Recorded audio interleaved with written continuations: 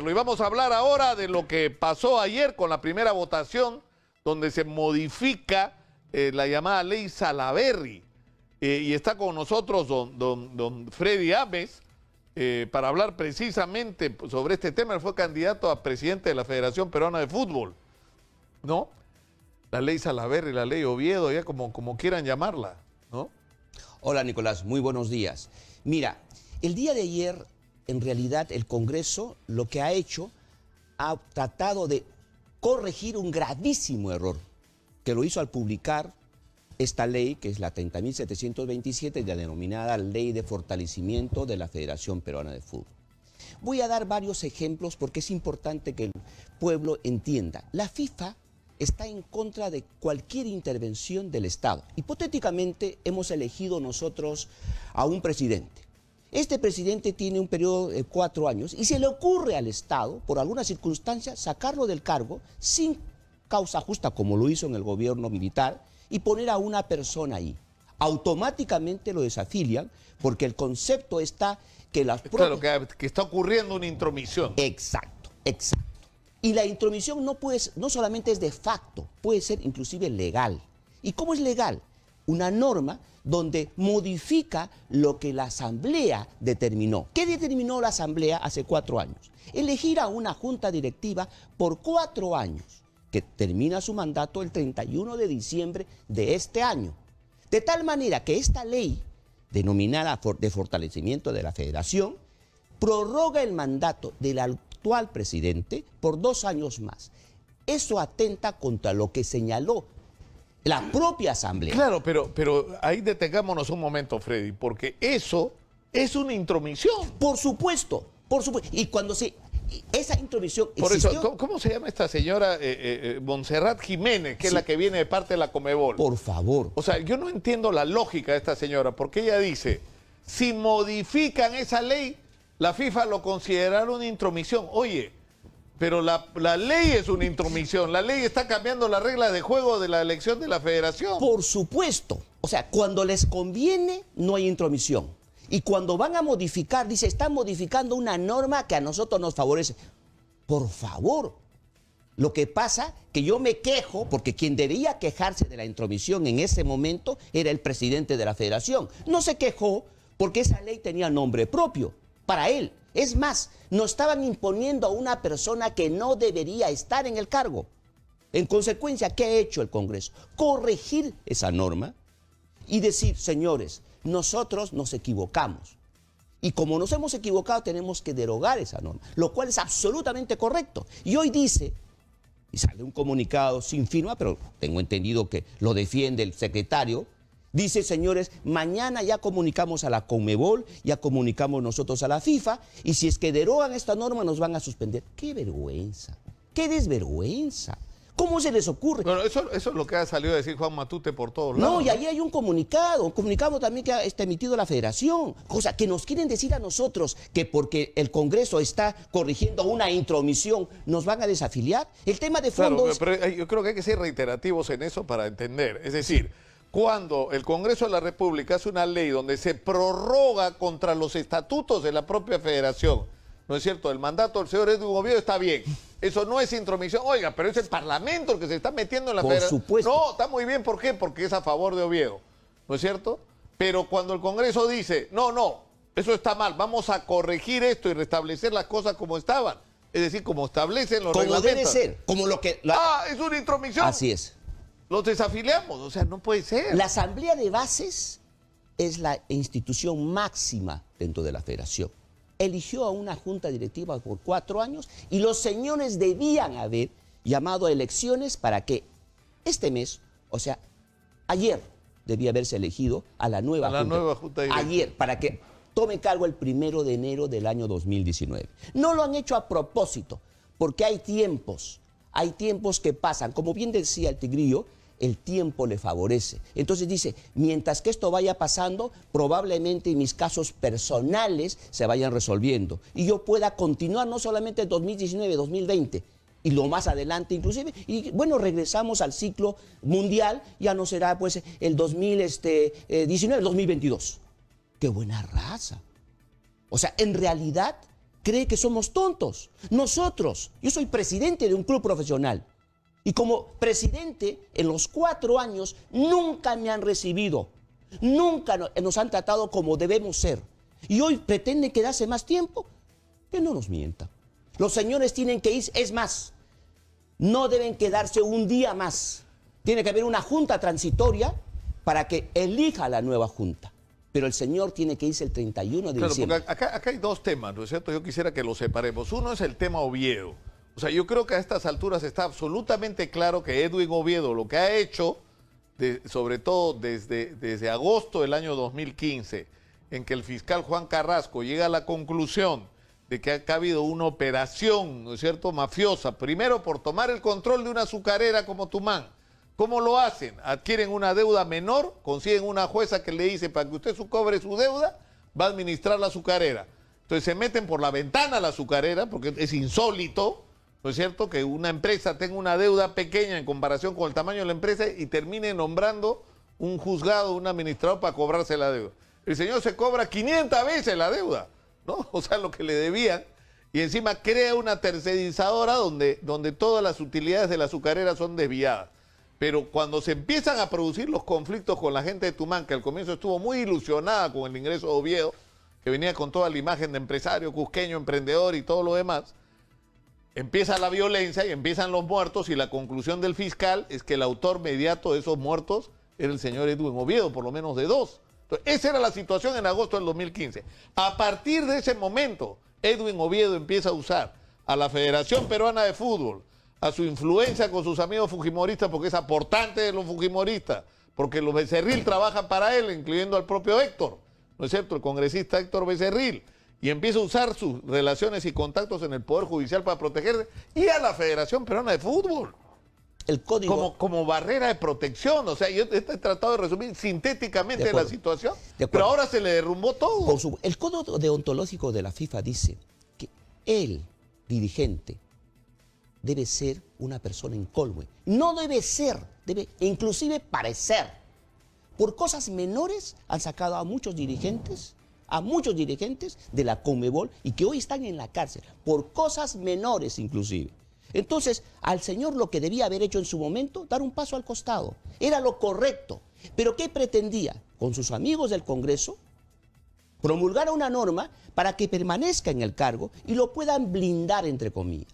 Pero más allá de eso, a nosotros nos preocupa que nosotros entendemos que el fútbol va mal.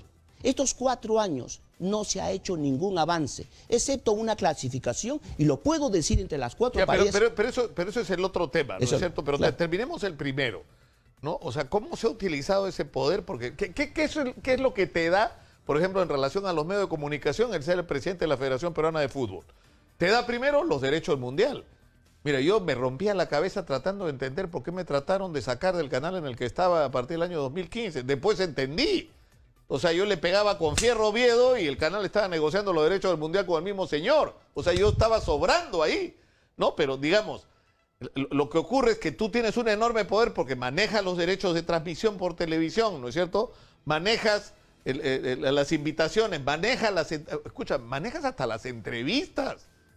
Si tú no tienes una buena relación con el dirigente de la federación, no entrevistas al entrenador, no tienes acceso a todas las facilidades que un periodista debería tener por la naturaleza de su trabajo. Libertad total. Y eso se ha utilizado de una manera increíble. Mira. O sea, era intocable, Oviedo, no podías hablar de Tumán. En realidad, el ser presidente de la federación, lo voy a decir, es tan importante como ser presidente de una institución importante como, por ejemplo, la presidencia de la República. Hay momentos en los cuales este presidente pasa a ser una persona con mayor aceptación o menor aceptación que un presidente de la República, porque conjuga la emoción y la expectativa de un país, porque somos futboleros, nos gusta el fútbol. Es más, algunos tenemos inclusive el virus dentro del corazón, dentro del cuerpo, como el que habla, porque es así. Pero más allá de eso, uno no puede abusar de un cargo y permanecer en un lugar que realmente ya no debe permanecer, o por lo menos hasta el 31 de diciembre de este año. Ya, ahora, eso es un capítulo. El otro, que es un temor absolutamente legítimo que tiene alguna gente, es que se logró cosas, pues, Freddy. O sea, hemos ido después de 36 años a un mundial. O sea, estamos en un proceso, ¿no es cierto?, de normalización del fútbol peruano, que los clubes funcionen como deban funcionar, que cumplan con una serie de requisitos mínimos para merecer la condición de clubes profesionales, ¿no es cierto?, el trabajo con las divisiones inferiores, avanzar en la resolución de problemas de infraestructura, digamos, profesionalizar en términos modernos del fútbol peruano. Ahora, la pregunta es si eso se va a dañar o no se va a dañar con la salida imposible. de Edwin Oviedo. Piensa, ¿cree que solamente ellos son inteligentes? ¿Piensa que no tenemos personas inteligentes? Todos queremos la formalización, pero no es cierto lo que dices tú necesariamente, Nicolás. ¿Qué pasa con la Copa Perú? En la Copa Perú hay instituciones que no tributan, que no tienen a sus jugadores en planilla, que no tienen seguro, no tienen nada. Y llega el campeón a la primera división. ¿Por qué? Por un tema político, porque los que votan son de las ligas departamentales. Entonces, que no nos cuenten cuentos. En el único país del mundo que ocurre es en el Perú. Entonces, ¿y eso qué? Freddy, vas a disculpar, vamos a interrumpir un minutito porque tenemos que irnos a la estación Naranjal, donde Helen Meniz nos tiene información de último minuto. Hay aparentemente unas protestas ahí. ¿Qué está pasando, Helen? Por favor, cuéntanos. ¿Qué tal, Nicolás? Ahora estamos en otro ingreso a la estación Naranjal con un grupo de jóvenes que han venido con algunas pancartas y con máscaras también que representan al alcalde de Lima, Castañeda Alonso, con unos carteles que dicen no al alza ilegal del pasaje metropolitano. Ellos están en contra porque consideran que es abusivo e injusto, además que el servicio no justifica esta alza de pasaje. Estamos aquí con un grupo de jóvenes, como te comento, vamos a conversar con la vocera, que ellos siempre están defendiendo los derechos de los ciudadanos y el día de hoy se han dado cita para protestar en este cobro abusivo, ¿no? Sí, bueno, ¿qué tal? Nosotros somos la plataforma 16N por el derecho a la ciudad. Hoy día somos más de Lima Norte porque somos los que nos vemos diariamente afectados. Estamos en contra del alza de los pasajes, principalmente porque los contratos son ilegales. No debería estar subiendo cada 2 años el precio del pasaje y además que el servicio de transporte del metropolitano hace mucho tiempo que cada año deberían haber sumado 80 buses más para que la demanda pueda, el servicio metropolitano pueda cumplir con la demanda de la gente. Pero el servicio está mal, ya colapsó y además de eso nos quieren cobrar ahora a 2.85. No es totalmente justo y la municipalidad no debería haber firmado una adenda con la cual hoy las empresas y los consorcios puedan subirnos el pasaje. Además, ustedes hacen un llamado a toda la ciudadanía para que se unan ustedes y puedan protestar con una fuerza más grande. Sí, por supuesto. Nosotros somos un colectivo que abarca bastantes organizaciones de todo Lima, pero la convocatoria es abierta. No solamente somos unos cuantos los que sufrimos con el alza del pasaje, somos todas las limeñas y los limeños y hacemos un llamado a toda la ciudadanía para que se sume y proteste desde donde estén y pueda el precio bajar a ser justo, ¿no? Este precio se va a aplicar a partir de mañana. ¿Ustedes también tienen planeado venir y nuevamente protestar? Sí, las protestas van a ser simultáneas en todas las estaciones y vamos a esperar hasta que la municipalidad por fin con Protransportes baje los pasajes hasta los 2 soles, que sería realmente justo.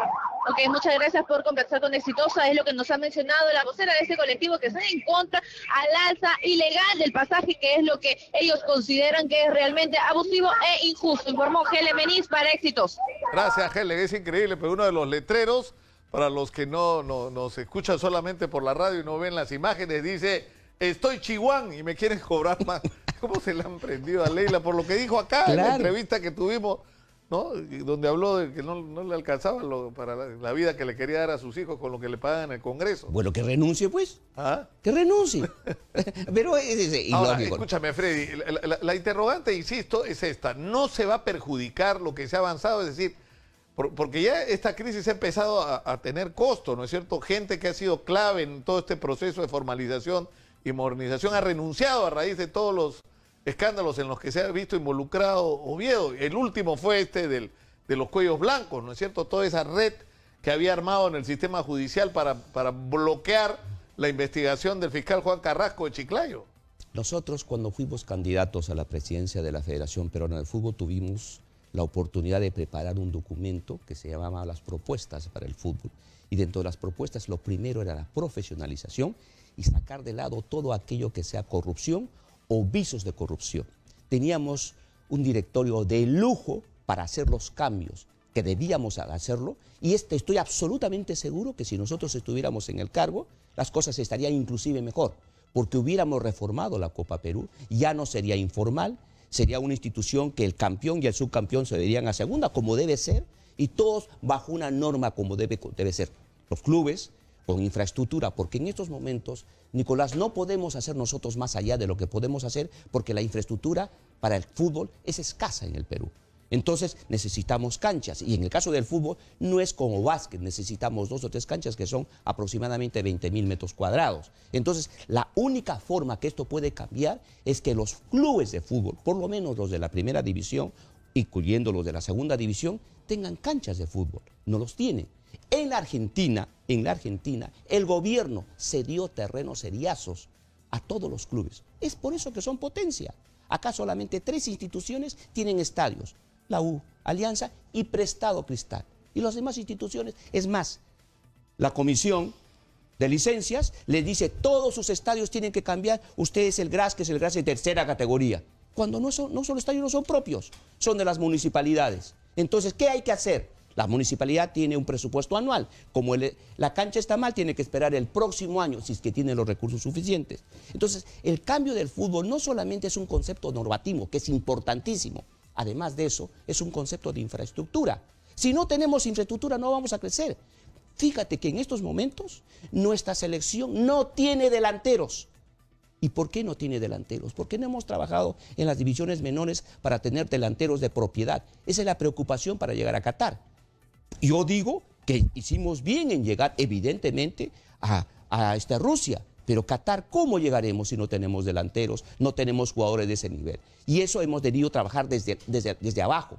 Cuando tú sabes, Nicolás, que a los 18 años que cumple un jugador, nos quitan los jugadores. En la Argentina, hasta los 21 años, firman inclusive contratos con su club. En Brasil, en Colombia, en Paraguay, en todos estos países hay la diferencia. ¿Por qué? Porque la inversión tiene retorno. Yo le he dicho, el primer día le dije al presidente cuando yo fui a hablar con él: cambie la norma de formación y nosotros invertiremos con propiedad en la formación de menores. Porque ¿de qué sirve que a los 18 años a tu jugador, que tú lo formaste, viene un sinvergüenza y te quita el jugador? Como pasó con Paolo Guerrero, que fue formado en Municipal y en Alianza, nunca jugó por Alianza Lima. ¿Y quién se benefició? El representante y el jugador, nunca el club. Entonces eso no puede suceder. ¿Y eso ha cambiado? No lo han cambiado. Porque hay intereses, porque siempre hay personas medrando alrededor.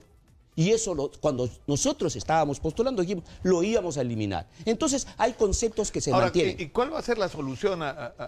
Es decir, ya, esta ley necesita ser reiterada o ratificada en una segunda votación dentro de una semana. Así es. ¿No es cierto? Se produce esa votación que es, todo indica lo que va a ocurrir inevitablemente. Es inminente. ¿No es cierto? ¿Y eso qué supone? Que la directiva actualmente en ejercicio vence su mandato el 31 de diciembre de este año.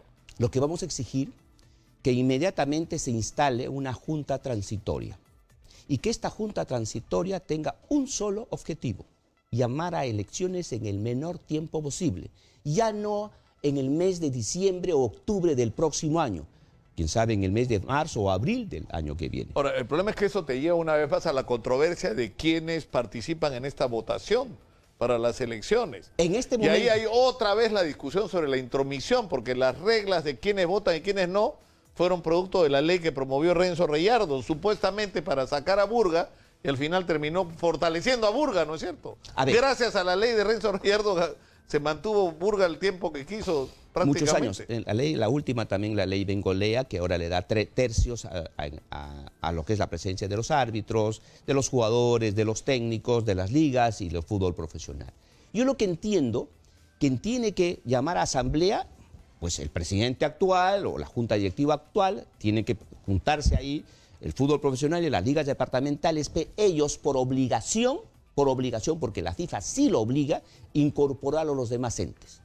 Pero eso lo tiene que hacer internamente la propia federación. Ahora tú dirás, ¿lo incorporar? Por supuesto que lo van a incorporar, porque ya hay prácticamente un acuerdo de incorporar a la segunda división, que no está, incorporar a los jugadores, O sea, representantes de los jugadores, representantes de los técnicos y representantes de los árbitros. Eso ya está, y hay un acuerdo previo inclusive. Es por eso que esto va a cambiar. No va a cambiar, lo van a incorporar y probablemente con la nueva incorporación se elija a la nueva junta directiva. Y eso no necesitamos nosotros de una ley. Nosotros necesitamos solamente ponernos de acuerdo. ¿Qué número van a ir? Nosotros estamos exigiendo que vayan ¿Y quién resuelve eso? ¿La Asamblea? La Asamblea. Y la Asamblea tiene que resolverlo porque la FIFA le ha dicho, en la nueva conformación de los estatutos del mundo, tienen que incorporar a todos los centros. No, porque al final de lo que nos están tratando de convencer Matute, la señora esta, Montserrat Jiménez, que no sé qué pito toca en todo este tema, es que si no es Oviedo es el fin del mundo. Se acaba todo, se derrumba, se va a ir Gareca, va a renunciar Oblita, se va a derrumbar todo. ¿No es cierto? Se acaba este proceso de transformación del fútbol peruano que supuestamente habíamos iniciado. Mira, Nicolás, nosotros que somos presidentes de clubes profesionales y que tenemos años en el fútbol, reconocemos la capacidad de Ricardo Gareca. Ricardo Gareca con nosotros ha tenido un stage como ningún otro. 4 años de conocimiento, seríamos brutos, por decirlo menos, decirle que se vaya. No hay otro hombre mejor que pueda estar acá dirigiendo los destinos de la selección. Ya se ha hecho un contrato y ese contrato hay que respetarlo. Quien venga tiene que respetarlo, porque tuvo un proceso y este proceso fue un proceso exitoso y lo más importante, aprendió y conoce del fútbol peruano. Que contratemos a un tercero, comience de cero, sería una tremenda estupidez. Hay que respetar ese contrato.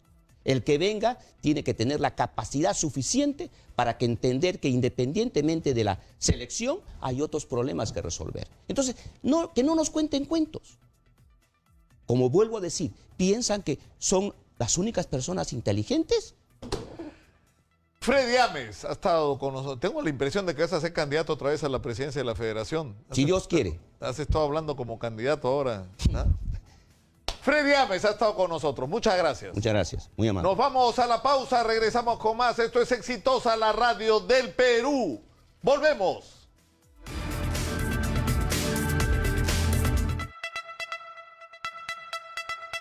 Ya regresamos con Nicolás Lúcar en Exitosa.